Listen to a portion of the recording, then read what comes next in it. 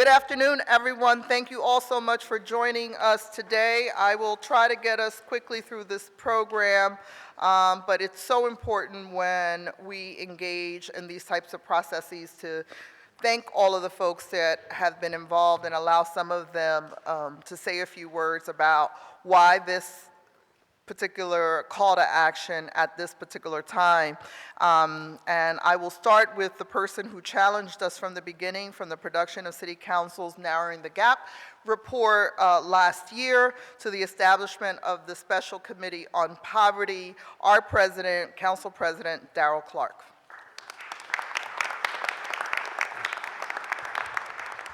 Good afternoon, everyone. Thank you very much. Excited to be here. So they say things about press conferences. When it's bad news, there's usually like only one person standing up there. But today is good news. So we got a lot of people standing up here. And because of that, we're going to be short in terms of our statement. So I want to thank everybody for being here. Where's my mayor at? Mayor's here. So first of all, I think you all know why we're here, obviously. This is something that people have discussed and have been talking about. And unfortunately, on a national level, we've reached that particular pinnacle because we've been here at a long, long time, being the number one of the top cities as it relates to highest level of people in poverty, 1 out of every 4.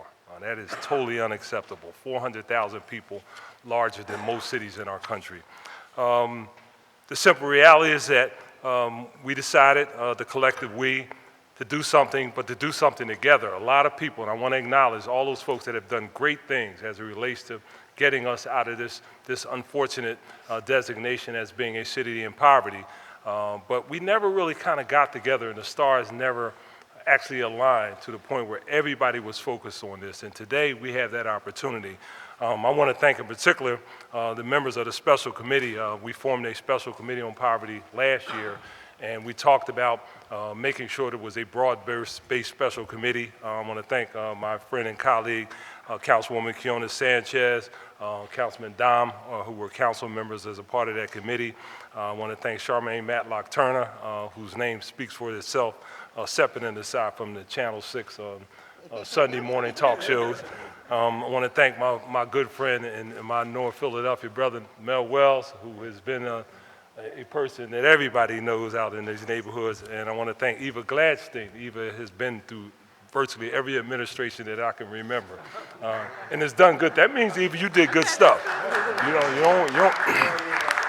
don't get to hang around unless you do good stuff. So, Eva, I want to thank you so much. And that special committee held hearings across the city, well attended. Was quite impressed with the level of interest, people being engaged in all of the discussion, coming up with ideas, and as a result of that, the collective consensus was to put together a plan, most importantly an achievable plan, because too frequently we come up with these plans and, well-intentioned, but nothing really happens. So today we actually think that we have in place a plan that's achievable based on who you see up here and who you will see in the aftermath of actually working on this. I just want to talk about one thing in particular that struck me extremely important. So, we said, actually we talked about, both the mayor and I, on the stage of the Met at our inauguration, setting a target for the number of people that we can actually move out of poverty by the end of our particular terms. And we said 100,000, all right? That's a very, very aggressive number, but you don't achieve aggressive things without an aggressive goal. So if we move 100,000 people, and that's actually the number of people that are working in the city of Philadelphia that are still living in poverty, if we move 100,000 people to a level that I think is extremely low, $10 an hour, because the poverty level is around $7.50 an hour, those individuals will bring in more than $400 million in wages. $400 million in wages by simply moving people from $7.50 to $10 an hour.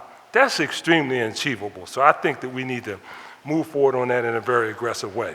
The other thing I'm going to talk about, and we have been struggling to deal with this issue. And Mayor, I want to thank you and your team and our new police commissioner and all of the members up here at council that have been working on this. We have decided to put a significant amount of revenue on the table to deal with something that we got to talk about. It's crime, all right? and homicide rates and shootings in these neighborhoods, right? And I'm not necessarily one is connected to the other, but when you do the statistics, the simple reality is that a lot of the challenges that we have in these neighborhoods, particularly as it relates to crime, where people have no hope, people have no sense that the simple reality is I'm never going to get out of this, and I turn to a direction that will, frankly speaking, lead to an ultimate interaction with the criminal justice system.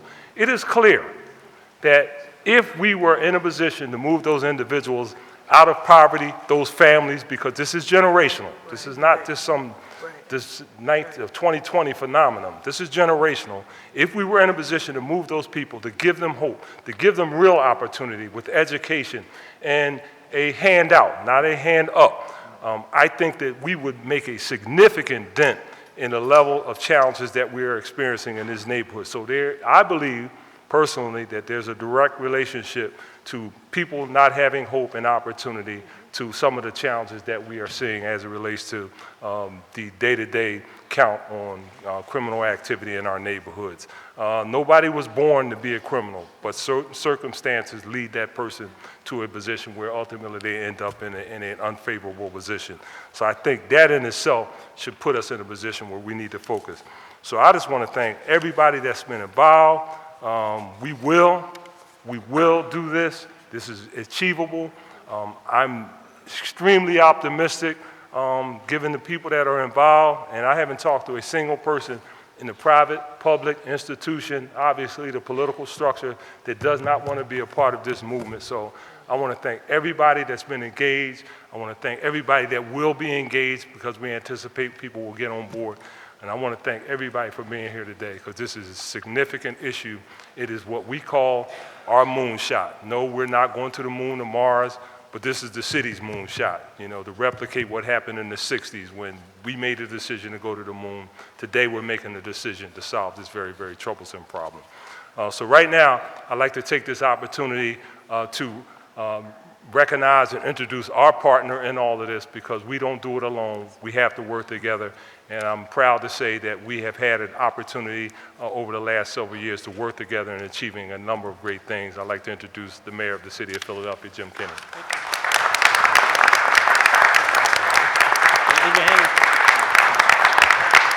Thank you very much, and thanks for the invitation, and thanks for having me here. It was important for me to join the City Council and all of our partners here today to participate in this call to action to lift 100,000 people out of poverty.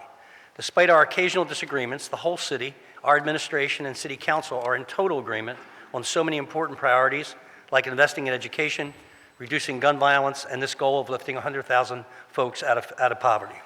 As you know, 1 in 4 Philadelphians are living in poverty, unable to meet their basic needs. Countless others are on the brink of that reality, living paycheck to paycheck, only one emergency away from this crisis. In a country as wealthy as ours, this reality is simply unacceptable. And while poverty alleviation is traditionally the role of the federal government, cities like ours are now in the forefront of this and many other issues. In short, cities with our many partners must lead. So I commend City Council and all the partners here today for joining together to tackle the greatest challenge of our city. It's also why during the first term, our administration developed a three-pronged approach to reducing poverty. First, we must continue providing support to those in need now. This means stabilizing households through housing, food access, and securing the benefits they qualify for. Next, we are helping Philadelphians raise their income. As you know, poverty is merely a measure of income. That's it. So raising incomes through adult education, job training, and entrepreneurship for women, immigrants, and people of color is critical. Finally, we're enacting structural change and policies while also making historic investments in education and criminal justice reform that will break the cycle of intergenerational poverty for good. This means making long-term investments that will drastically move the needle on poverty long after any of us are even in office. It's making sure all of our 3- and 4-year-old babies have access to affordable, quality pre-K that sets them up for success in school and in life. It means that all our students in grades K through 12 have great schools in their neighborhoods that prepare them for college and career. And it means that we invest in strategies that foster inclusive economic growth, like supporting entrepreneurship, especially for people of color, and increasing the 2- and 4-year college degree attainment rates. We know that a post-secondary degree can lift a family out of poverty and into the middle class in just one generation. So later this week, as part of our budget proposal, we will unveil a new plan to do just that. Each policy and every program we enact is developed with a lens on how it will impact poverty. And I'm pleased that much of what we have already put in place aligns with the Council's action plan. We wholeheartedly support efforts to increase the social safety net that will stabilize households. That is what we've done at our community schools through Benephilly. We support housing strategies like the historic investments we've made in the Housing Trust Fund, in shallow rent subsidies, in our Housing Action Plan, and in preventing homelessness and eviction. And of course, we support all efforts to expand education through dual enrollment, CTE, and more career exposure for young people. Not to mention adult education and job training, which we brought directly into our community schools, helping hundreds of residents right in their own neighborhoods. We're also breaking down barriers in industries that have historically shut people out. For example, we're helping women and people of color get access to careers in the building trades through Rebuild, another project the Council and the administration have worked on hand in hand.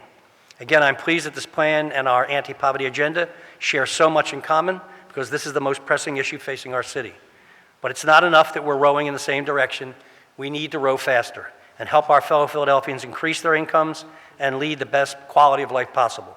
As I said, we may not always agree on everything, but I know we can agree on that. And again, I want to thank you for having me and thank you for all the efforts we're putting forth here today and every day. So thank you. So just quickly, before I introduce the co-chairs to briefly speak about this, when we started this process, we had several public hearings. Co-chairs were encouraged through their membership of 60-plus subject experts to encourage public discussion. We had individual work groups representative of over 40 different organizations in the city. This is a document about people, not programs. Not government, not bureaucracy, not the private sector and the public sector, but all of us together. It was about aligning ourselves around strategies that have been used in other cities and also aligning ourselves around how do we invest the next new resources around how to move those 100,000 people out of poverty. There are people on that line that, as Council President mentioned, we can quickly move, and that allows us to reinvest those dollars into the other folks in the community who need a lot more and who will always need some level of support. I am renewed in the commitment that we have enough stakeholders on the ground and that government through our budget process has to be a better partner. We have to listen to the stakeholders, the boots on the ground who do the work every day. And through this process, as we listened to each other and we heard each other, we all knew that we all cared about the same things, but it was about checking ourselves and then asking others to invest in our renewed commitment and realignment around these priorities. No other group of people demonstrate that more than the co-chairs who participated in this process. So I'm going to invite each of them to come up individually. Charmaine Matlock-Turner, who is all we know as president of Urban Affairs Coalition. Mel Wells from One Day at a Time. Eva Gladstein, who on behalf of the administration, in addition to her, many of the cabinet secretaries and staff participated, policy folks from all the different departments, and my council colleague, Councilman Daum. Start with Charmaine. I'm going to ask my partner, Mel Wells, to come up with me. Mel? Yeah. I want to thank you all for being here today. On behalf of Mel and I, we are excited to have been a part of this process and to be announcing the recommendations from City Council Special Committee on Poverty Reduction and Prevention. I want to thank Councilwoman Keona Sanchez, Councilman Daum, who participated in the process and provided leadership, to my friend Eva Gladstein, and also my wonderful friend and partner here, Mel Wells. I also want to thank Council President Clarke for his leadership and foresight in tackling this issue. He actually came to meetings and told us, get it done and get it done now. UAC has been a trusted partner in this community for over 50 years. And over the last 6 months, my fellow co-chairs and members of the Housing, Social Safety Net, Jobs and Education subcommittees have been working diligently to develop the recommendations we are announcing today. It is no secret, as you've heard, that the city of Philadelphia has almost 400,000 of our 1.6 million citizens living below the poverty line. They are children, they are adults, they are workers, they are the disabled, and they are our seniors. We hope that by working together over the next 4 years, these recommendations will help us move 100,000 Philadelphians out of poverty. I would like to thank the members of the Jobs and Education Subcommittee for their hard work and for these recommendations in the report. I also want to thank, as Councilwoman Sanchez said, the community members who came out to our public hearings, who provided ideas and comments, and also wrote in and sent information to City Council's website. The recommendations, as you can see before you, range from adult education in neighborhoods and job training stipends to family-sustaining jobs, bolstering support for the School District of Philadelphia, job readiness and entrepreneurship training, college and career exposure, including access to the building trades, accessible childcare and transportation, as well as one of my special projects, if anyone has ever talked to me knows, summer jobs for teens. We believe in a multifaceted approach to achieving self-sufficiency and the recommendations we have put forward. And we believe that these opportunities are for our families, but also our friends, our neighbors, to achieve these goals. I look forward to working with the mayor, City Council President Clarke, Councilwoman Sanchez and Daum, and all the other members of City Council, the United Way, and the Chamber of Commerce, and the many other community partners that are here. We must implement this. We must drive this change. In 4 years, we want to see the results of this hard work. I encourage all of you to please work with us, work together. Of course, we're going to have disagreements. Of course, we're going to have challenges around priorities, but let's keep in mind what our goal is. 100,000 Philadelphians are counting on us. Thank you.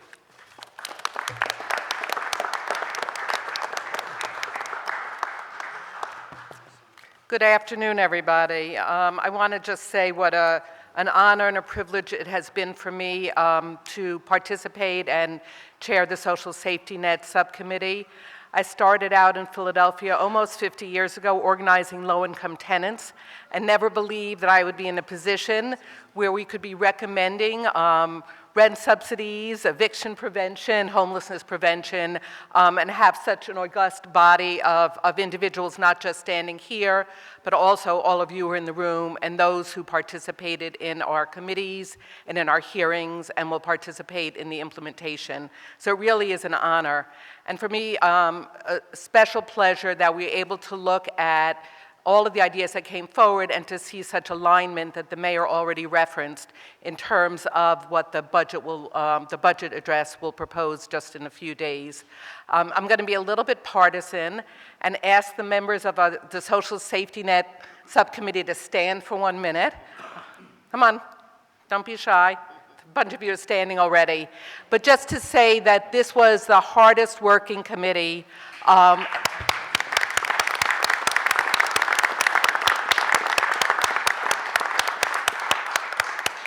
We had many meetings, we generated ideas, we fleshed them out, we tested them out with each other, we cut some, we edited some, we really had some struggle in the committee just to make sure that the proposals that we brought forth would be the best and the brightest.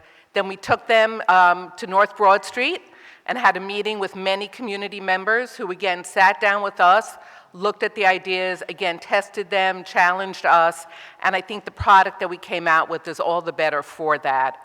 So I'm not going to go through a lot of detail because you'll have this in the report.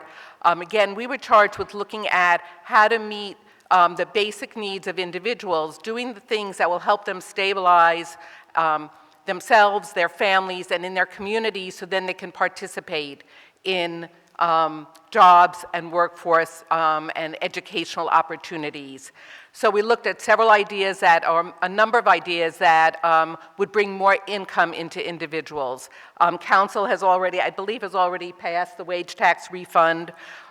We also looked at a way to provide direct cash transfers, so more income into the pockets of very low-income people, and expanding in a number of ways our Benephilly system, which is making sure that Philadelphians take advantage of every federal and state dollar that they are entitled to, that it gets into their households' incomes, and then it's spent here in Philadelphia. What I want to add is that we also looked at the role of the state, and I'm glad that Jordan Harris is here, and I understand he'll be speaking later, because there are a number of activities that the state could take, and they're in the report as well. We have done a lot in this city to make sure people are paid an adequate wage. We would like the state to meet us and go higher than they're going right now. We've looked at the TANF grant, which gets people 25% of the federal poverty level and hasn't been raised since 1996 when it was first put into place. We've looked at general assistance, which was provided, eliminated, and looked at also the Clean Slate legislation, which again, the representative has had a significant role in supporting, but looking at expanding that, because if we can help people get their records expunged, we can give them access to housing, to jobs, and to education opportunities that they're being shut out from right now. So we think it's really important for us to work together on what we can do through our budget process and with our own funding, but also to have a unified advocacy agenda at the state, at least at the state level, if not the federal level as well. And with that, I will thank everybody for your leadership in your roles, and I'll give the floor over to Councilman Daum, I believe.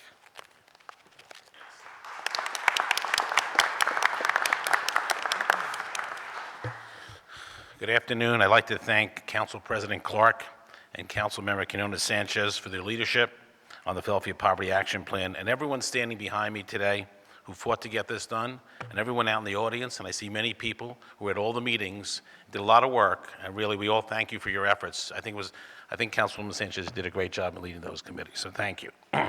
You know, for the first time that I've seen, we have all of City Council and the administration's attention to address an issue that has created an unacceptable situation for our people and our city.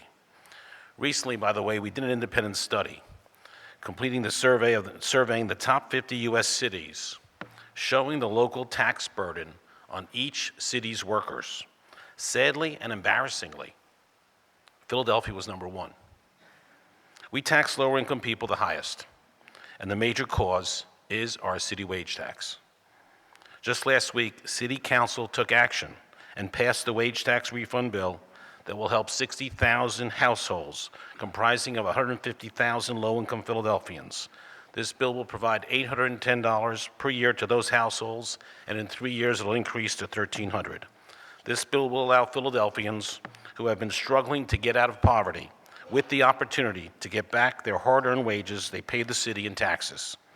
In addition to the wage tax refund, last year, we actually left $463 million in mostly federal benefits on the table, from earned income tax credit to SNAP food stamps to Medicaid.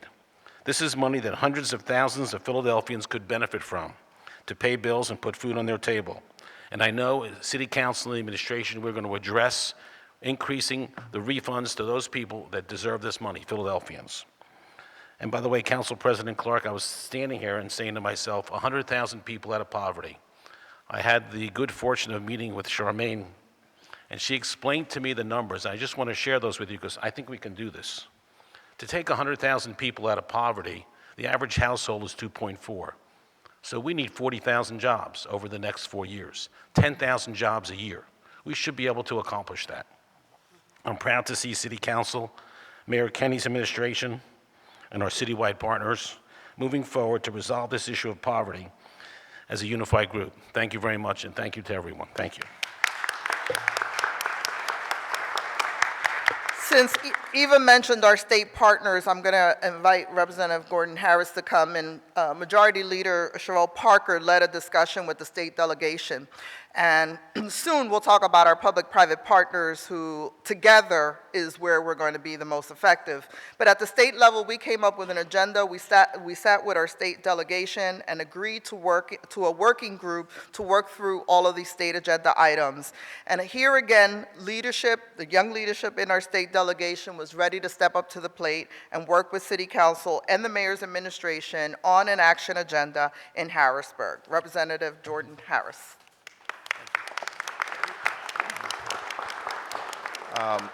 Let me first thank Council President Clarke Councilwoman Keona Sanchez, and all of the members of City Council for having us here today. I do bring greetings. I'm the Democratic Whip in the House of Representatives. Some of my other colleagues are on the Appropriations Committee, and they are having appropriations hearing as we speak in Harrisburg, so they couldn't be here. Also, Representative Jason Dawkins is our chairman. I spoke with him earlier today. He gives his greetings, as well as Representatives Joanna McClinton, who has staff here. She's our caucus chair, and Representative Rosita Youngblood, our caucus secretary. I'm here to simply say that I am excited about the opportunity for us to work in a collaborative manner with members of City Council. Listen, I grew up poor in South Philadelphia. And, you know, one of the things that stuck out to me in this document is that it says being poor is a full-time job. Well, it is. But not only is being poor a full-time job, but being poor is expensive. When you're poor, you typically also have, you know, bad credit. Bad credit means that when you go out and get a loan or go get a car note or something, you get a higher rate.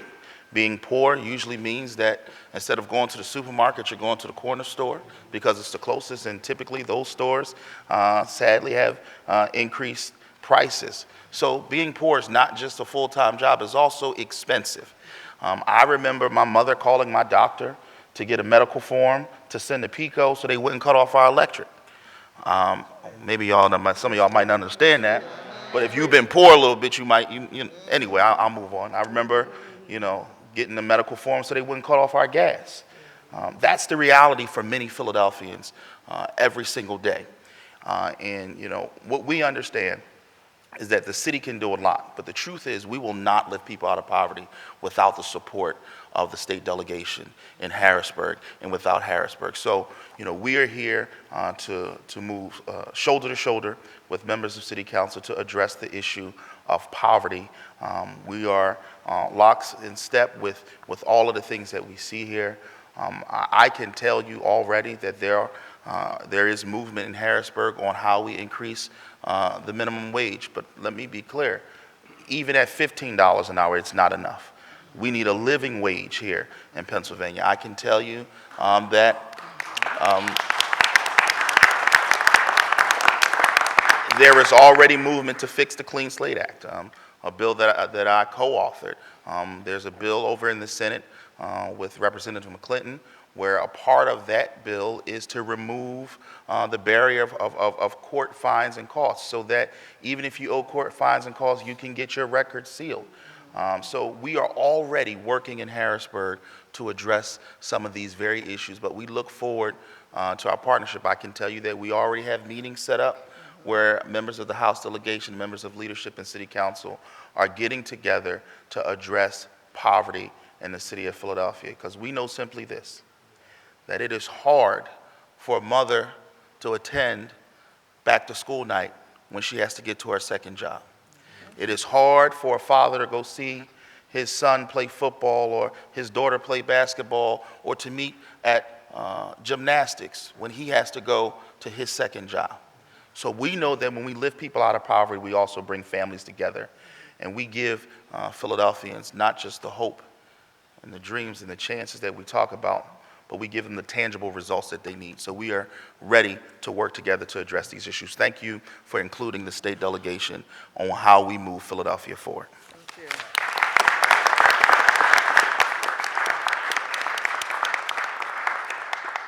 So let me continue where I started. This is not a document about people working in silos. And it became very clear to us in this process that our community stakeholders, our public and our private sector, were all speaking to poverty. Whether you talk to a president of a university or a president of the hospital, everyone feels they're doing something.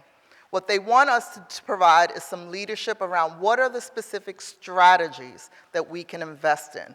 And that's what this process clarified for us, that we needed the public and the private sector, but the government needed to send a message that it had identified specific strategies around how do we utilize our investment in people, our investment in our institutions, the School District of Philadelphia, Community College of Philadelphia, so that they can also invest in those strategies. The Chamber of Commerce and United Way of Philadelphia, which I will have Bill and Rob Wunderling come forward, everyone was talking about this issue. Aligning around the issue is much more difficult.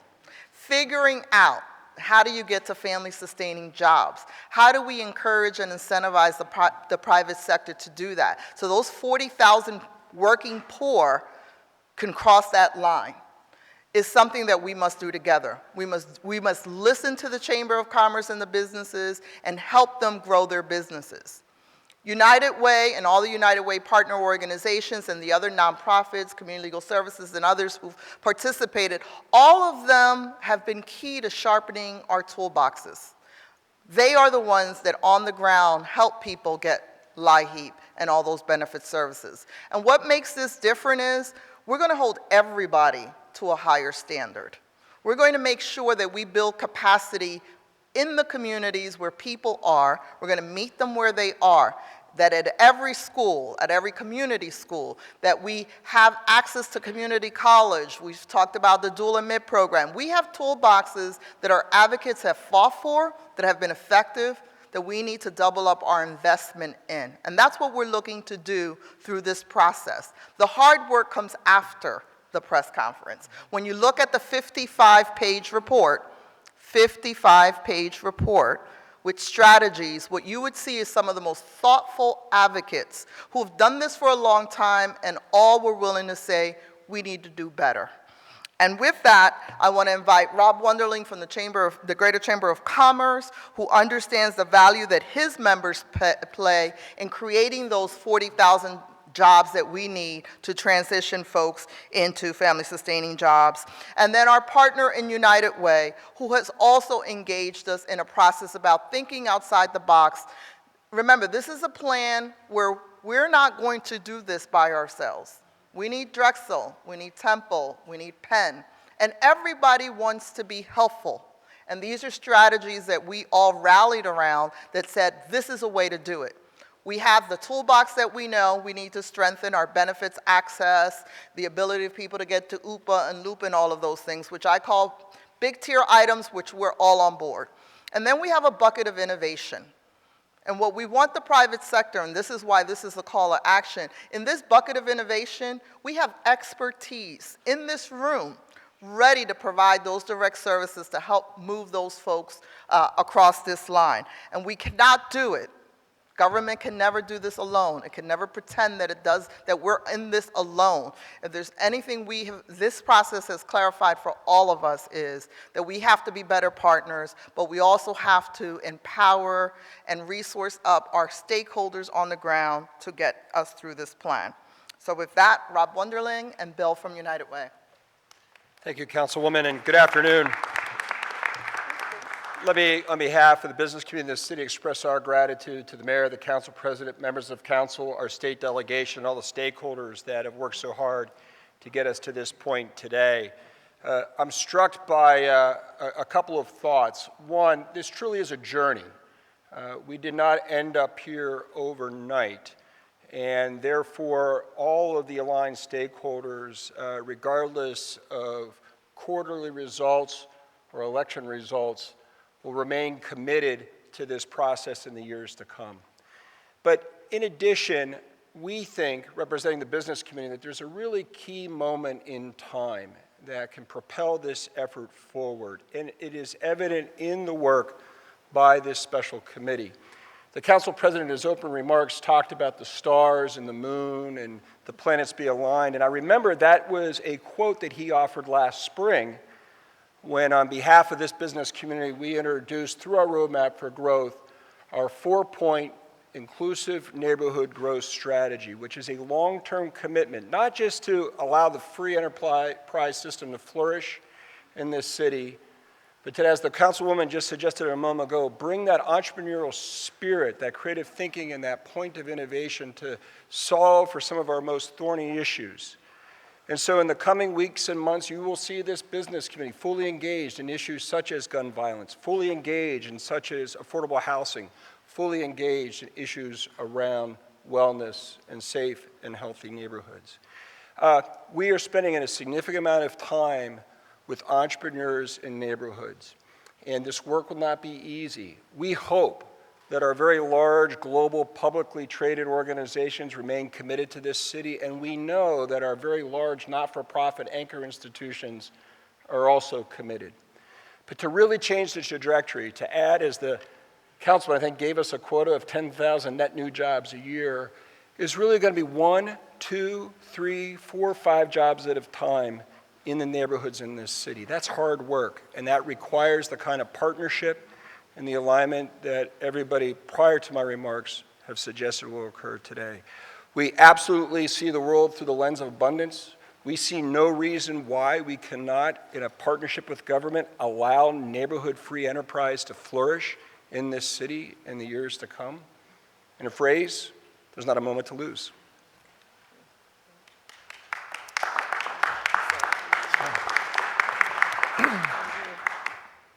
Are you weary of all the speeches yet?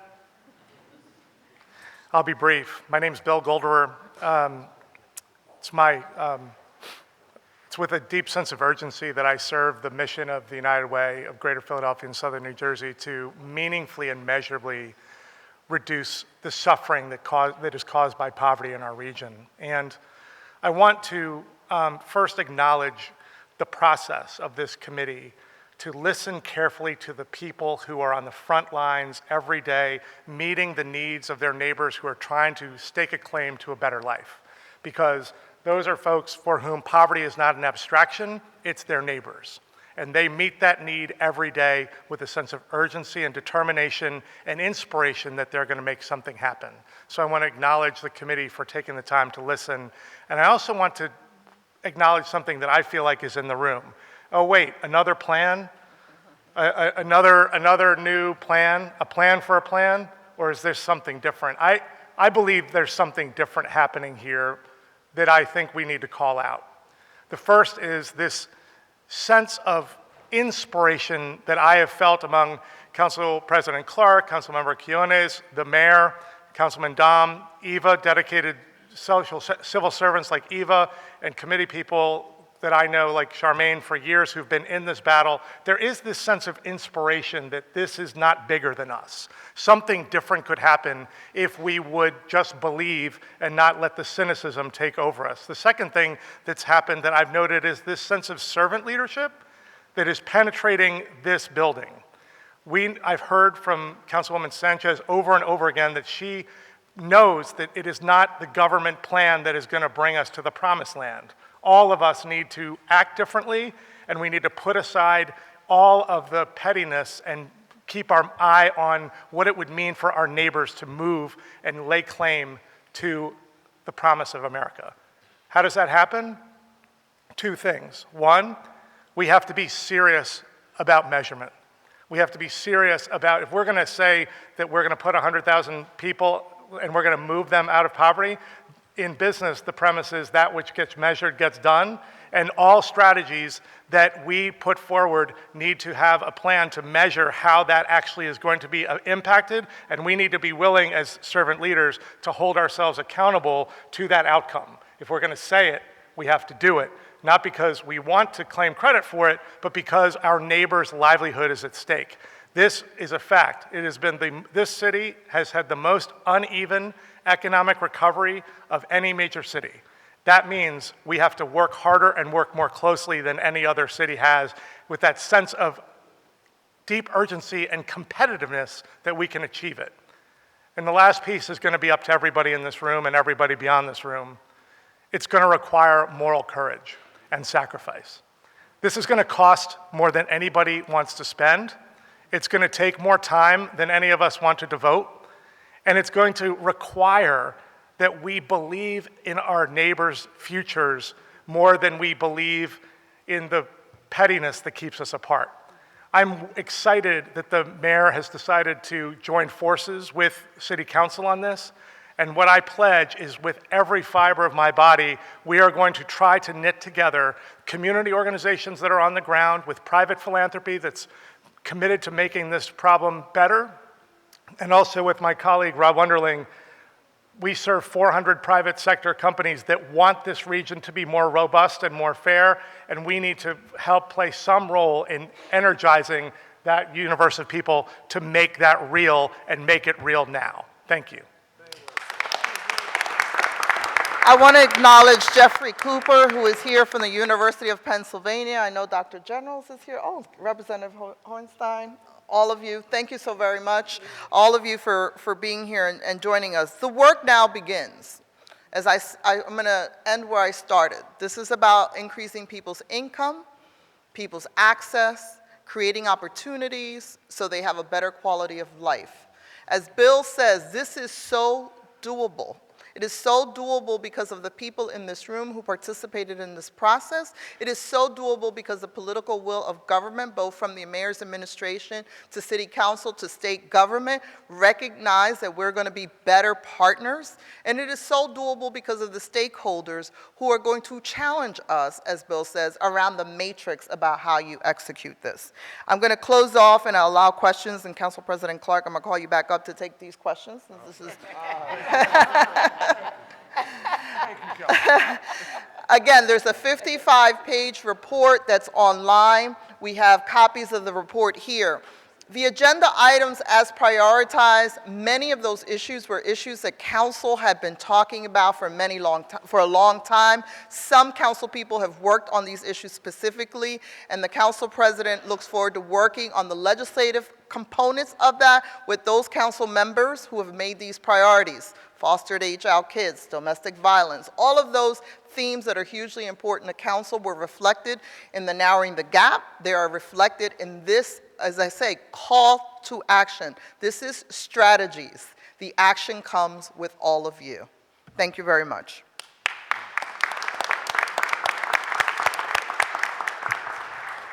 Thank you, Councilwoman.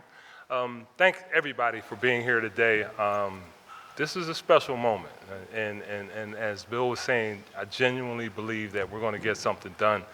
And I want to acknowledge that a lot of people have done a lot of work as it relates to this issue, but for some reason, I don't know what it is, something in the water or whatever, right? This is going to happen, so I'm really excited about this.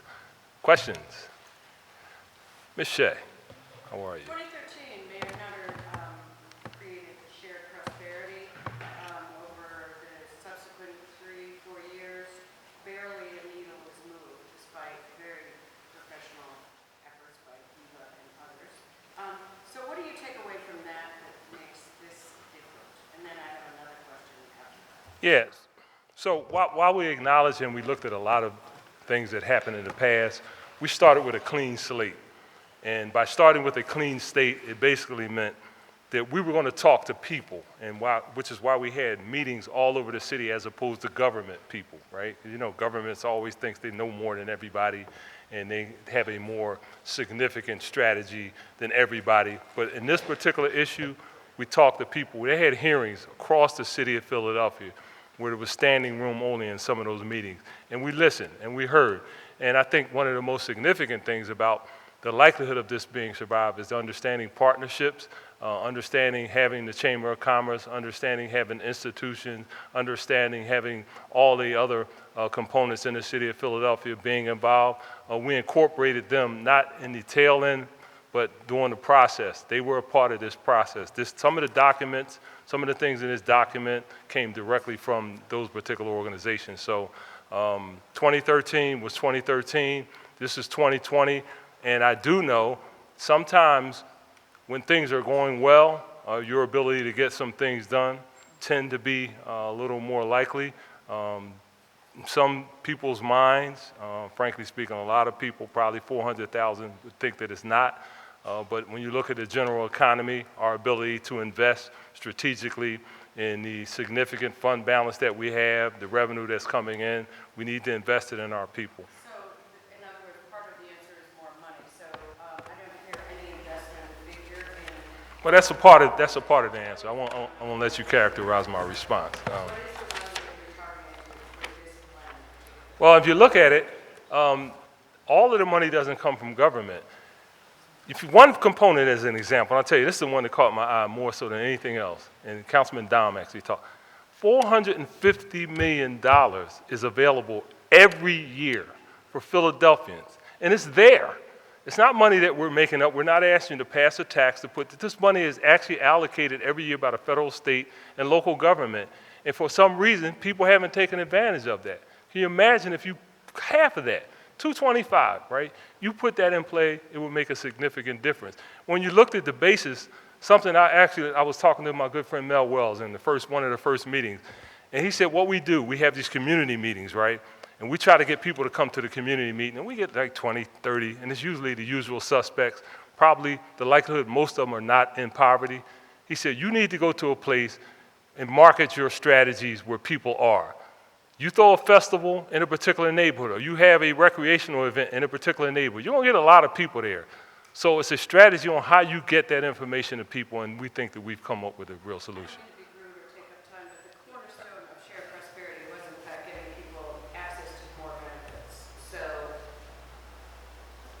And it didn't happen. So apparently, the strategy wasn't adequate. I mean, I can't respond to 2013. But I know today we have a city council, we have a mayor, we have a chamber, we have the institutional community, we have everybody engaged, and we said we're going to get this done. In 2013, it was not on the lips of everybody's discussion. I believe you're talking about it now, and I think that there were some of your documents in your newspaper and some of your editorial pages, you're talking about it now. So the stars have aligned. I think it's time for us to move forward and get this done. Yes. you said that you talked to the chamber and nonprofits and everything. But what did you actually hear from the poor? And how did that move this organization? That's where the community meetings come in, because too frequently, those individuals most affected are not going to be here in the chambers. Won't necessarily come to some meeting at community college or whatever, and that's why we took this to the streets. You know, you take information and you take all of those things and a strategy to the people and let the people determine what's best for them, not us telling them what they should have. And that's what was done in this particular case, which I think is extremely important.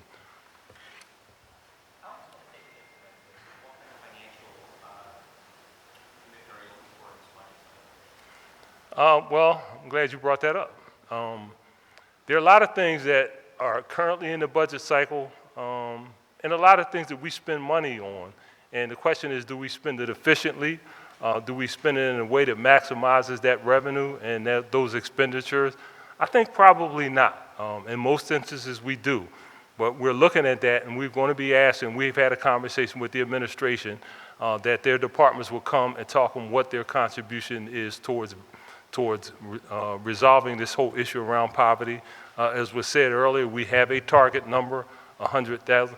I don't think you get to where you need to get unless you have measurables. So if you have a number, you have a level in terms of where we need to be, I think we'll get it. I'm just, you know, call me crazy. I'm just optimistic that this will happen in this particular time.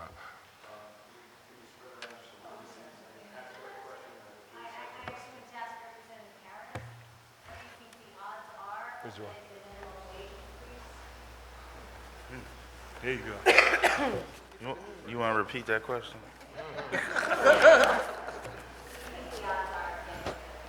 So I think there are good odds of getting something done. If I'm being honest, I don't necessarily know if that's $15 an hour, but there has been movement to find kind of a sweet spot where both Democrats and Republicans can agree. The one thing that I think is bigger than just the minimum wage statewide is the preemption legislation in it.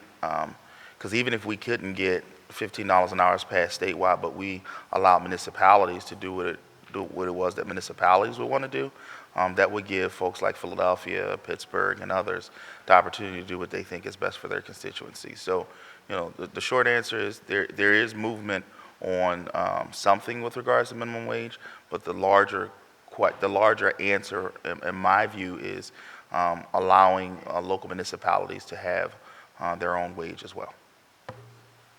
Talk about corporations and universities have to be a part of this. Has there been conversations already? Anybody in? Yes, yeah, we had, I think a couple of people had to actually leave.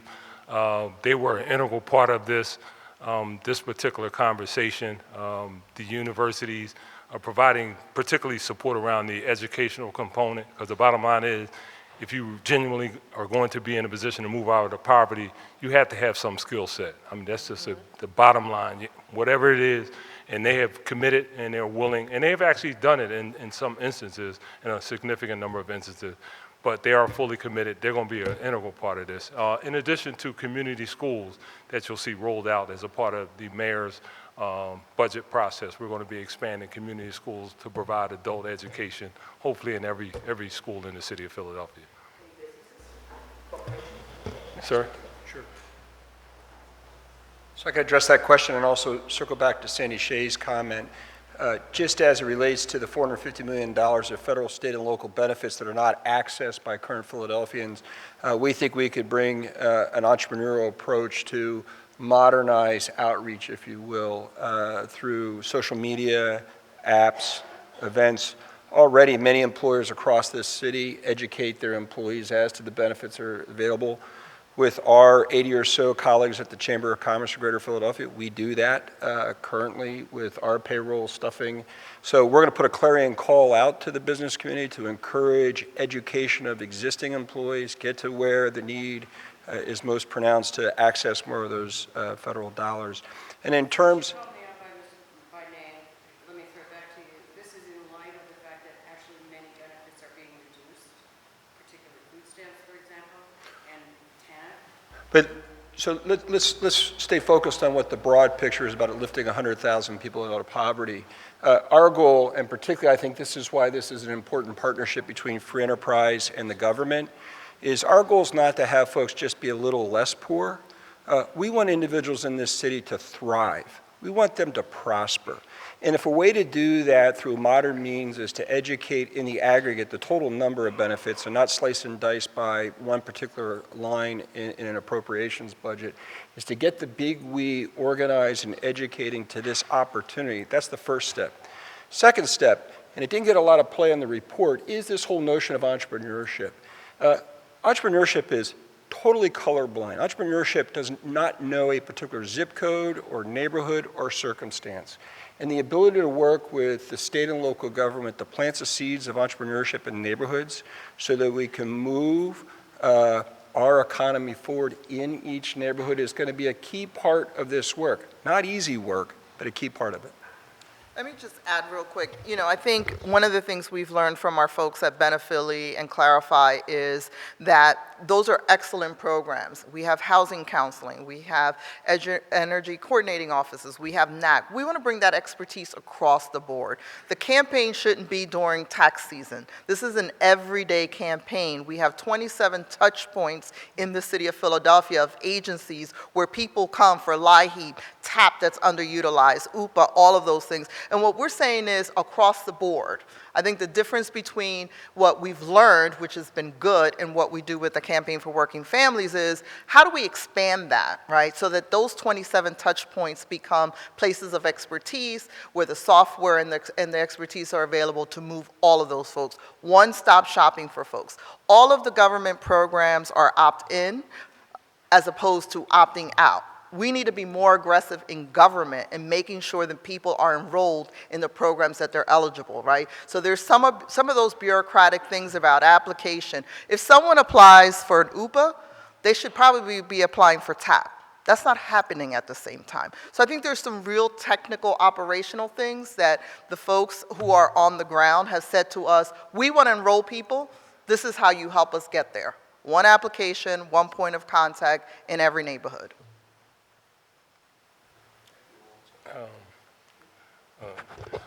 My guy is telling us to wrap it up, but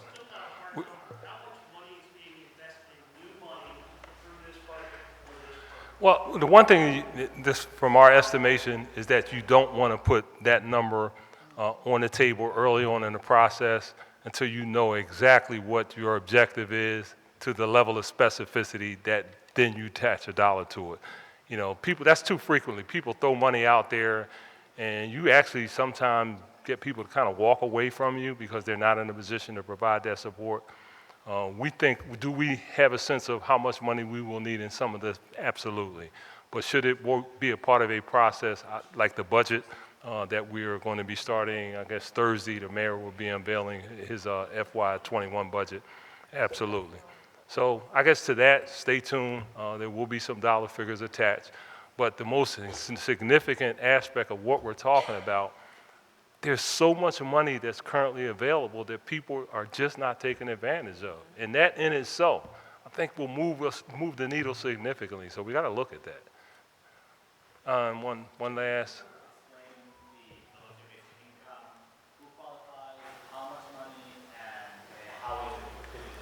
Council Lady. I'm going to give that over to United Way. This is one of those areas, other cities have started this program. This is one of the areas, as we talked about aligning with other folks, that is something that United Way wants to be able to do and potentially get matching money for. So we put it on there as a big idea that needs everybody on board, but I'll let Bill, if Just can you repeat the question really quickly? I just want. basic income. We don't have all those details, but. So the reality of this is, and what I appreciated Rob Wunderling saying is, there has been transformational investment in new approaches that actually dig into who is not being, we know more than we ever have before who is eligible, who is not accessing that for which they're qualified, and we have an ability now to measure, learning from other markets, if this dollar comes in, what is the return on investment against that? And so a lot of the measurement here is about what is the impact of a new dollar to bring someone out of poverty?